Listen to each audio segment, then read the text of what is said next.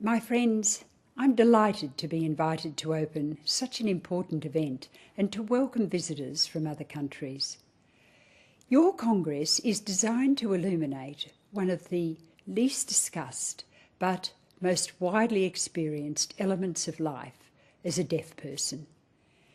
Mental health problems are common for the 800,000 deaf and hard of hearing in our community, but they're not discussed in public often enough. I hope that your Congress over the next 3 days will help to change that. A glance at your Congress program indicates that you will hear and learn more about many important aspects of life for the deaf and hard of hearing, especially for our young ones. Growing up can be tough for children with good hearing, but it can be so much tougher for children with hearing problems. I'm pleased to see that the issues of the sexual development of deaf children and teenagers, the relationships between schools and deaf children, anxiety, depression, and HIV/AIDS will all be discussed by the best in their field. I urge you to soak up as much of their expertise as you possibly can during this Congress.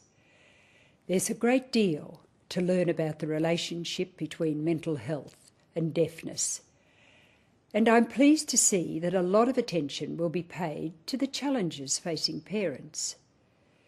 You're also focusing on the needs of Indigenous people with hearing problems and to deaf and hearing people with schizophrenia.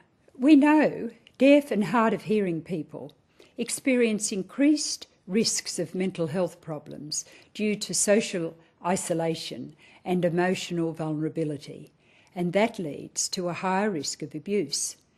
They face linguistic and cultural barriers to existing mental health services, and there's a lack of knowledge in the mental health sector of the needs of deaf people.